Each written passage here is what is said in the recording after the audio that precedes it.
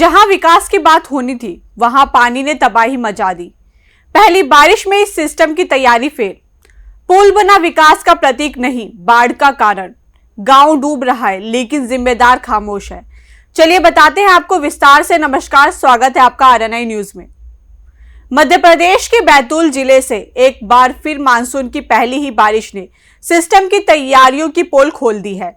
भैंसदेही जनपद पंचायत की ग्राम पंचायत कोथलकुंड में प्रधानमंत्री ग्राम सड़क योजना के तहत बने पुल ने इस बार भी लोगों के लिए राहत नहीं बल्कि आफत खड़ी कर दी है।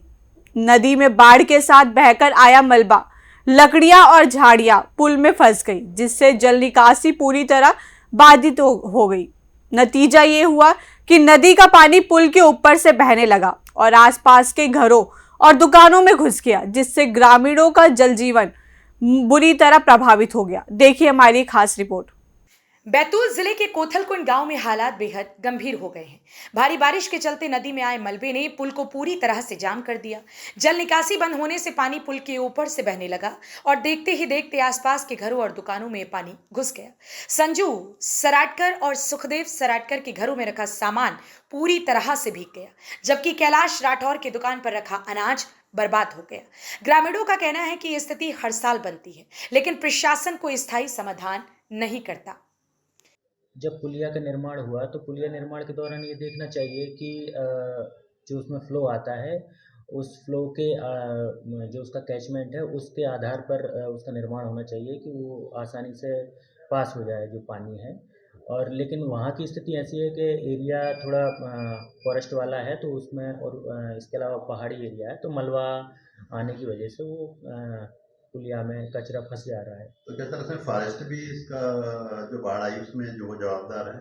नहीं, फॉरेस्ट या फिर हम किसी को किसी एक व्यक्ति को या किसी एक डिपार्टमेंट को जिम्मेदार नहीं बोल सकते उसमें, क्योंकि मलबा ऊपर से आ रहा है, वो प्राकृतिक आपदा के कारण ऐसा हो रहा है। तो उसमें लकड़ियाँ ज़्यादा फंसी हुई है, वो फॉरेस्ट एरिया होने की वजह से इस तरह की स्थिति बन रही है। हम तो ये चाहते हैं कि त्वरित उसमें कार्य हो जाए और ग्रामीणों को सहयोग और जो लोग मुसीबत में हैं उनको राहत मिल जाए।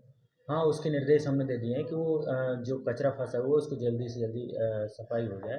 उसके निर्देश मैंने अपनी ग्राम पंचायत को दे दिए हैं और साथ में जो प्रधानमंत्री ग्राम सड़क योजना वाले हैं तो उनसे भी कांटेक्ट करने के लिए मैंने बात की है। बाढ़ पुल में कचरा अटकने से पूरी बाढ़ हमारे घर में से टोंगला भर पानी गया और पूरा सामान की तबाही हो गई, उसमें गीला हो गया है।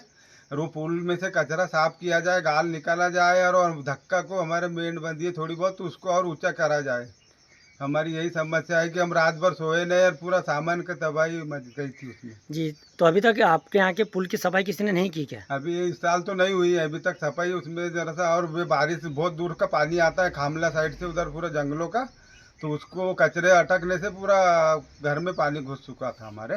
टोंगला कमर पानी हो गया, पूरा सामान बिस्तर कपड़े सब गीले हो गए थे, रात भर हम सोए नहीं। कल जो बाढ़ आई थी उसका पानी मतलब पूरे हमारे घर तक आ गया था और पुल में जो कचरा फंसा हुआ था उसकी वजह से यह समस्या हुई है और हमारे मवेशी पानी में डूब गए थे, तो हमने पानी में आके उन्हें बाहर निकाल के सुरक्षित स्थान पे पहुंचाया। जी, आप चाहते हैं कि पुल की सफाई होना चाहिए, क्या दिक्कत हो रही है? चाहते हैं कि प्रशासन जल्द से जल्द कार्रवाई करके पुल की सफाई करें ताकि आने वाले समय में ऐसी दिक्कत डबल से ना हो। इसमें तो बहुत कुछ नुकसानी हो गई, पूरा अनाज मेरा गीला हो चुका है। और जो नदी में पानी आया ये पुल में पहली पुल में कचरा अटकने के कारण पुल में किसी ने साफ सफाई पर ध्यान नहीं दिया और पुल का पानी इधर कटने की वजह से पूरे मेरे हमारे घरों में घुस चुका और सब अनाज गीला हो चुका है। आप चाहते हो कि इस पुल की जल्द जल्द सफाई होना चाहिए? हाँ बिल्कुल, ये तो हम शुरू से चाह रहे हैं मगर कोई इसकी लगातार बारिश से इलाके की सड़कें भी पूरी तरह से खराब हो चुकी हैं। जगह जगह कीचड़ और फिसलन फैल चुकी है, जिससे आवागमन मुश्किल हो गया है। दोपहिया वाहन चालक रोजाना दुर्घटनाओं का शिकार हो रहे हैं।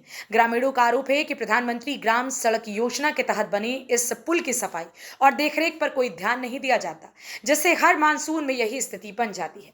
ग्रामीणों का कहना है कि ये समस्या कोई नई नहीं है, बल्कि हर साल मानसून में यही हालात बनते हैं। मलबा फंसने से जलभराव होता है और गांव डूबने लगता है। लोगों ने प्रशासन को चेतावनी दी है कि यदि जल्द ही पुल से मलबा नहीं हटाया गया और जल निकासी व्यवस्था दुरुस्त नहीं की गई तो वे कलेक्टर को लिखित शिकायत सौंपकर बड़ा आंदोलन करेंगे। अब सबसे बड़ा सवाल यही है कि हर साल एक जैसी स्थिति बनने के बावजूद जिम्मेदार विभाग आखिर कब जागेगा?